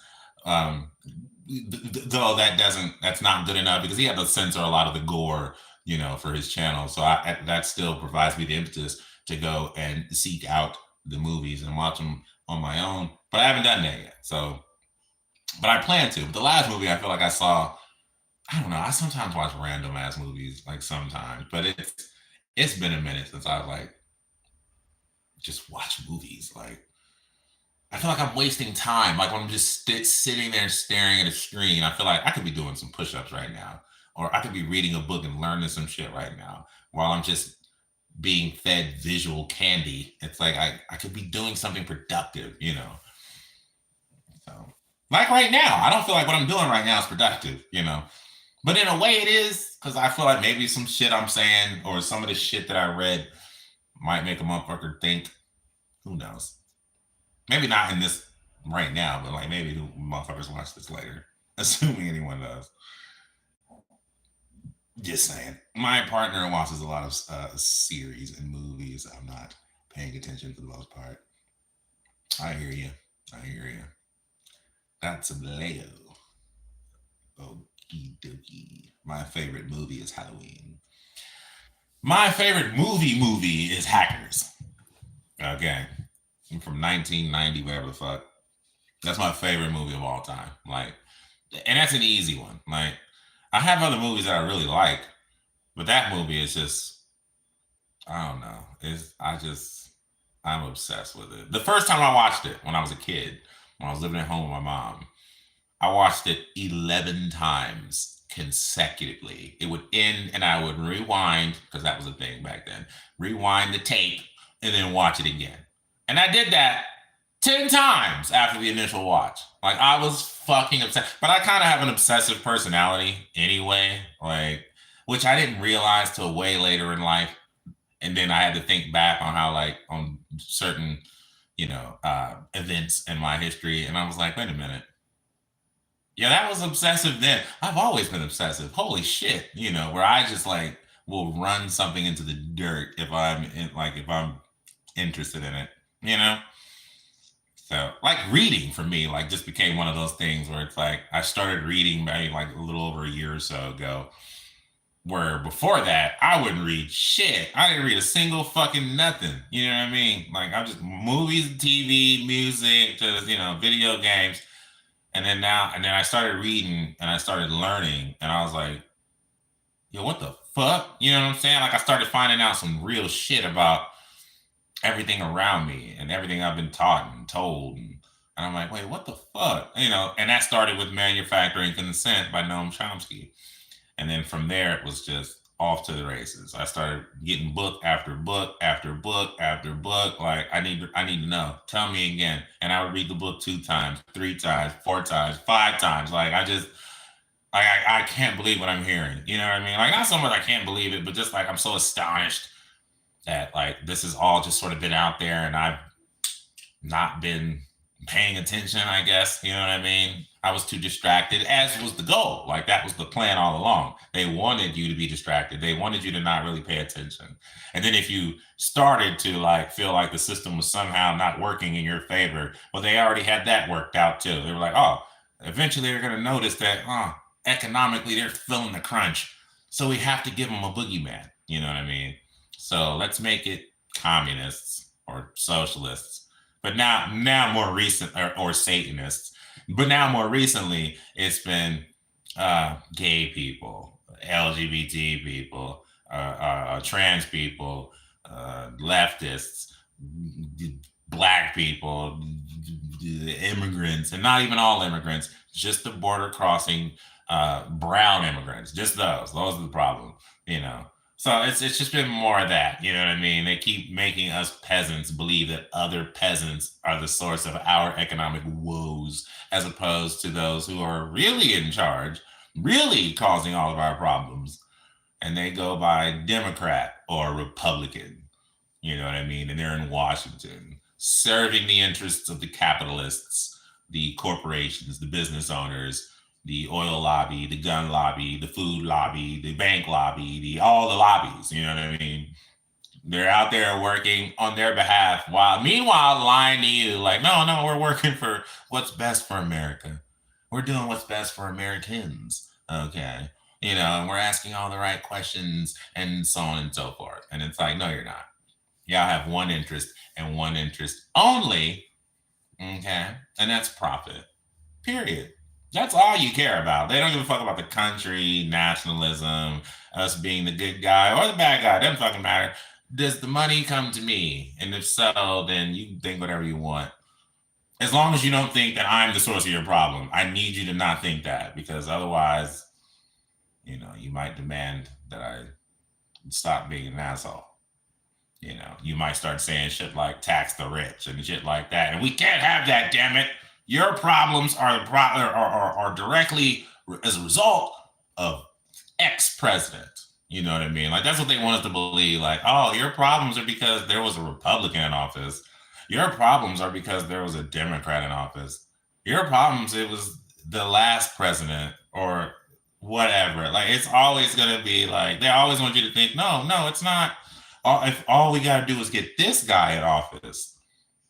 Or a woman. All we gotta do is get her in office and everything will be better. It's like, y'all, everyone's idiots. Like, just Americans are idiots. Just the overwhelming majority of Americans are just idiots. Like, that's just the reality of it. These whole don't know the difference between your and your, don't know the difference between there, and there.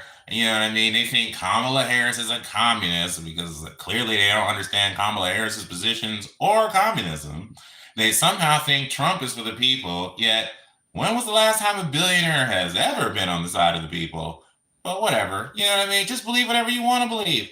It's the whole, and that's why I like be attacking Christianity. It's like, because I feel like the two are hand in hand. The propagation of capitalism and Christianity, I think, go hand in hand because they operate on the same premises. You know what I'm saying? That there's this thing that you can't question, and any alternative to it is bad. Okay, and anyone who has criticism of it is evil or communist or whatever, you know. It's like it operates on the same thing. Don't ask questions. Don't look too hard. Just accept what we're telling you. And by we mean the establishment, or by we mean whatever your preacher or your fucking father, deacon, pastor, whatever they're telling you. Don't question it. Just take it. That is this gospel. You know what I mean? So, I mean, that's what I mean. It operates on the same premise. Don't look, don't be skeptical, don't ask too many questions, don't do any research, just believe what you're being told. Okay? And some of you have taken that hook, line, and sinker. You know what I'm saying? Some of my subscribers are like, whatever the Democrats say is right. And then some of my subscribers are like, all the Democrats are like baby eating demons or some shit. And it's like, both of you are ridiculous. Like, what the fuck are we doing? It's like they have successfully pitted us against each other. You know what I mean? They got us all fighting one another over dumbass shit. You know what I'm saying? Like, most of us don't even. Anyway, don't get me started. I feel like I already got started, but like, don't let me go further because I have nothing but negative critiques of capitalism and nothing but a negative critique of Christianity. Okay. The two are trash. Maybe the two had their place in history, but it's time for them to go. Okay. We need something better than Christianity. And by that, I mean something more like skepticism, rationality, logic. You know, we need more of that. We need more reading, more education, you know, and less dogma. Okay. Less superstitious appeals. You know what I mean? We need to knock that shit off. And we need to find a more economic system that is truly democratic, one that truly operates at the behest of the people for the people. You know what I'm saying? Because right now it's just, you know, it's like it's operating for the corporations and for the multitude of fucking complexes for which the government serves. You know what I mean? Like, they only care about making their own money and keeping power. They don't give a shit really about the rest of the country. And that's been made evident by every single president since most of us have been alive. You know what I mean? Do you think Trump really gives a shit about the country? I mean, generally, truly, genuinely gives a single shit about the country? Not at all. But I feel the exact same way about Nancy Pelosi and Obama and Joe Biden and Chuck Schumer. I feel the same way about all of them. You know what I mean? I don't think that was it Lindsey Graham or who's that old Mitch McConnell or Marjorie Taylor Greene or Lauren Boebert or Matt Gaetz or any of these people. I don't think any of these people like America or love America or respect the Constitution. None of them. They're all the establishment. Okay. Only thing they care about is money and power. That's it. And they'll say whatever that their constituents need to hear in order for you to not question their power. Or their money, for that matter. Okay? That's why I'm like, bruh, fuck both of them. Okay? Fuck the Democrats. Fuck the Republicans. The Democrats are essentially just Republicans. Okay? I mean, look how easily and willingly that Kamala Harris was to tout the endorsement of Dick fucking Cheney. Are you shitting me? What? And then you're going around campaigning with Liz the cunt Cheney. Are we serious right now? Like, see, that's what I mean. Like, Democrats are no fucking different. Essentially, maybe effectively they're different, but essentially they're the same. You know what I mean? Like, what the fuck? And then the Republicans, the MAGAs of the Republicans, they're just fucking fascists. They're fascist light. You know what I mean? There's a cult of personality much, motherfuckers. Sycophant much are you? You know what I mean? But they're no different than the motherfuckers who would defend Obama no matter what. No matter what. I mean, sure, I see defending him against all the racist and bigoted shit that was unwarranted. But like the other shit, it's like, you can't criticize him on his policies? Like, maybe there's some valid criticism of it. Like, no, Obama, you can't criticize Obama. Blah, blah, blah, bullshit. It's the same way with the Trump supporters. They're like, no matter what criticism you lob of them, they're like, they'll find some way to reconcile it with their notions of Christianity. Or they'll just excuse it altogether or just feel like you're lying. You know what I mean? Like, nah, that ain't what he said. That ain't what he meant. You're just lying. Fake news. You know? It's like no one cares to be skeptical anymore. No one cares to like do any introspection, to do any genuine research. You know what I mean? Motherfuckers just want to stay in their little fucking bubbles, you know? I'm not that different, you know what I'm saying? Like, but I've been on both sides of the fence. You know, I was raised in a more conservative household and became a communist, you know what I mean? But I was also raised as a Christian. And now I'm a fucking atheist, okay? Because I did some research, and I've been disillusioned with America, disillusioned with the notion of a God altogether. Never mind the Christian one. I think the very notion of these omniscient, omnibenevolent, transcend space and time. All this is just ridiculousness. Mumbo jumbo woo. Okay. None of it has any basis in reality.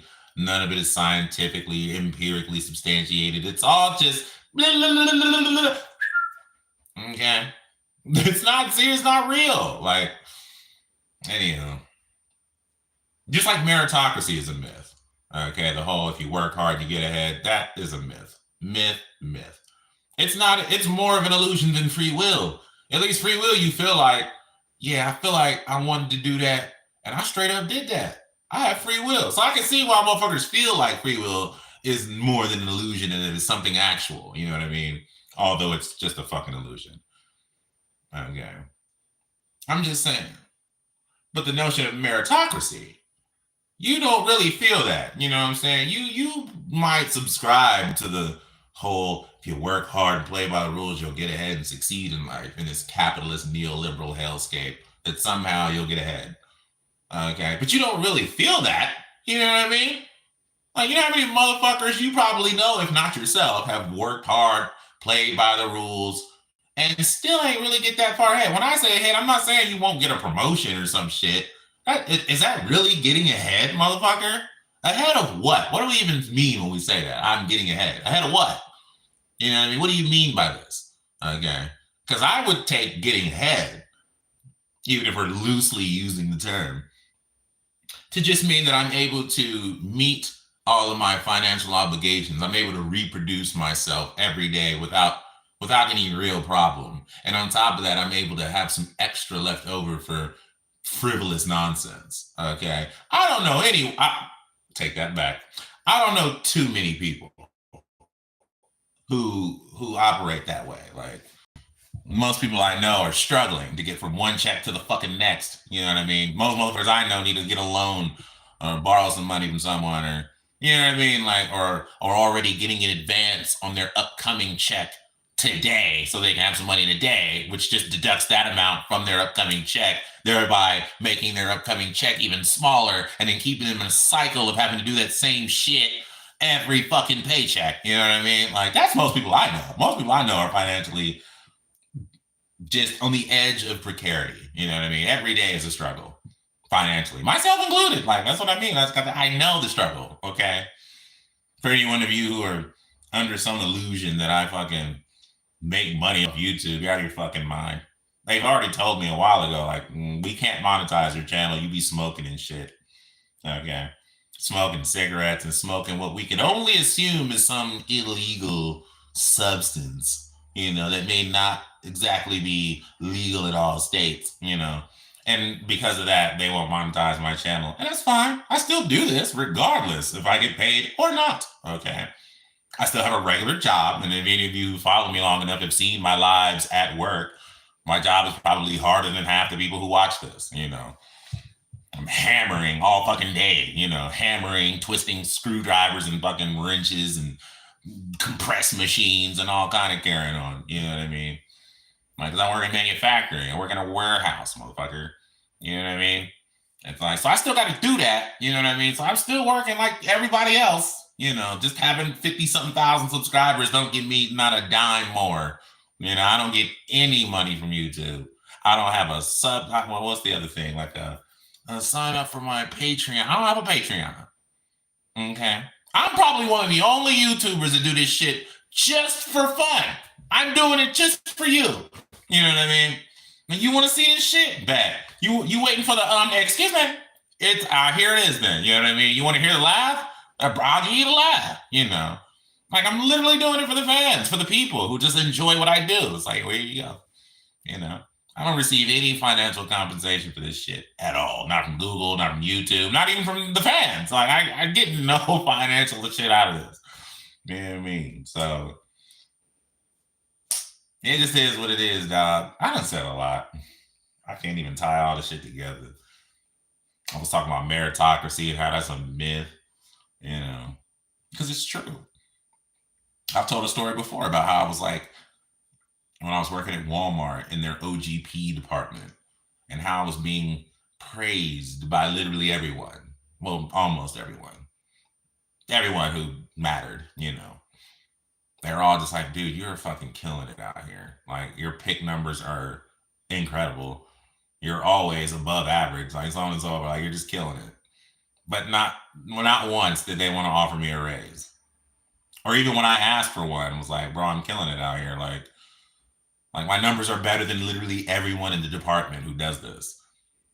And then when I ended up working at another Walmart and doing the same position, they had the people that had been doing that job come to me and tell me, like, bro, you are single-handedly keeping our numbers above the red, you know, because I guess everyone else there was just sort of mediocre at doing the job. And here I come like fucking Superman, and I'm killing it.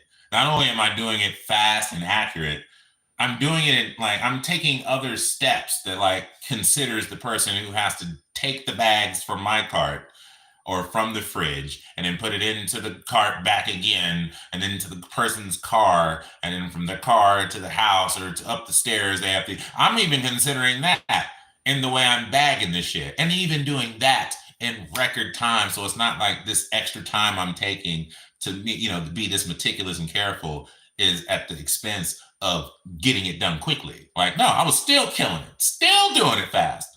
You know what I mean? So the first pick run I went on, I brought my cart back, got the next cart, went on for my next pick run. When I came back from the second pick run, my first cart was still sitting there. And I'm like, what the fuck? One of the other people in the department came and told me, like, the head of the department, who was the manager at the time, was using it as an example for everyone else. This is my first day on the job. First day, first pick. And already they're using my cart as an example of what they want everyone else to do. You think that got me a raise? Sometime later, they tell me that, dude, your numbers are the highest in the entire region. There's no one else working at Walmart who is in OGP who is putting up the numbers you're putting up. You are single-handedly killing it in the entire region. Think that got me a raise? No. Like, working hard, being even the best doesn't get you a raise. Meritocracy is bullshit, okay? I was not only doing what they expected, but exceeding everyone's expectations across the board. And yet, I'm still getting paid as much as that son of a bitch who can barely meet the standard, okay? Because in their eyes, OGP, the online grocery pickers or whatever, that job pays X amount per hour. So whether you are shit at this job or you're incredible at this job pays X amount an hour. So it doesn't matter. So where is the impetus to do good at that job if this position pays this much, period? So suck at it or be awesome at it. Either way, you're getting this much. It's okay. So there's no incentive to do excellent. And yet I was still excellent. And the only thing they'll offer you if you want more money is not a raise. No. Take a management position. Maybe you don't want a management position. And again, I've made this argument before. Say everyone in the department was so incredible at their job and that they all obviously want a raise so you can keep doing this job. I mean, otherwise, what's the point? I'm going to start sucking at it. And every one of us are told you need to be a manager then. So, all right, fine, fuck it. That's just taking it out to its absurdity, its logical absurdity. So then say we all do that. All right, fine. We all want to be managers now. Okay. So either you're going to make us all managers because we're all clearly shown we're worth it. We all came in early. We all stayed late. We all put on good customer service. We all exceeded the numbers and the picking and everything. Just a bunch of clones of my own personal behavior. We all did it. And now we all feel like we need to be paid more money. And your only solution is to take a higher position because this position only pays this much. So then you have two options. Now we either have to all be promoted to manager, where there may not even be a need for this many managers, or you're going to promote some to managers because, again, you don't need that many managers, and the rest will just have to wait or be moved to a different department, okay, and perhaps be a manager in that department. You don't want to work in that department. Like, you don't know that department. Like, now you got to go learn that department. Maybe you're just not a manager. Maybe you're not a manager type. But you were excellent at the job that you applied for. But now that you're incredible at it, they don't want to give you any more money unless you want to do more work for them, take on more responsibility. How is that meritocracy? How in the fuck is that meritocracy? It's not. That's bullshit. But they'll still keep telling that, preaching that nonsense to you. Oh, play by the rules, work hard, play by the rules, you'll get ahead. It's like, what do you even mean then by get ahead? Because I've known many people who have worked hard, came in early, stayed late, played by the rules, were awesome people, and didn't get anywhere. So what exactly is this ahead you mean? Okay. That's what I mean. Like, it's just nonsense. It's just to keep you unquestioning and just at work producing shit. You know what I'm saying? It's like, I'm going to be at work producing shit for some capitalist, but at least I know what the fuck's going on here. You know what I mean? And I'm not cool with it. And too many peasant-minded Americans are, because they don't even question. They just blindly obey. It's like, really? Where's the free thinking in that shit? Just blindly obey the Bible, and you don't even do that. Okay, as it was made evident in this fucking book. Like, you motherfuckers don't listen to that shit. Jesus said this, you don't do it. 10 Commandments say that, you don't do it. What the fuck? Hypocrites. All right. Just saying. So y'all blindly follow that shit, and it's not even, you don't even really do it. But then you'll criticize another motherfucker who's criticizing your hypocrisy. Okay. It's ridiculousness. Maybe there's some merit to that criticism. Just saying. Like, don't shit on everyone who's like, fuck America. Well, maybe there's a reason for them saying fuck America. Have you ever thought to ask them, why do you say that? Why do you feel like fuck America? What don't you like about America? And then they can give you an answer. And then maybe you would agree, like, okay, I agree with all of your points, but I still don't come to the conclusion of fuck America. And it's like, well, I'm not saying fuck America as a concept. I'm just saying fuck America as in its current iteration, as I would have said probably in every generation previously. Okay. For any generation where there was marginalized people, it was fuck America at that time. And now we're still living in those times. Okay. We're still living in times where people are being marginalized. We're living in a time where there's a genocide going on right now with our money, essentially a modern day Holocaust 2.0, and we're not even doing anything about it. In fact, the people who are protesting spending our tax dollars on a genocide are the ones being vilified by the public because we're such peasants. You know what I mean? We're so fucking dumb, dog. That's what I mean. Like, man, America is ridiculous. Like, we're just so dumb over here. Just so dumb. It's like our attention is always diverted from where it needs to be focused. Anyway, I'm gonna get off here. I need to roll up, and I still want that coffee I mentioned earlier, and like, I don't know, rub one out or something. I gotta go.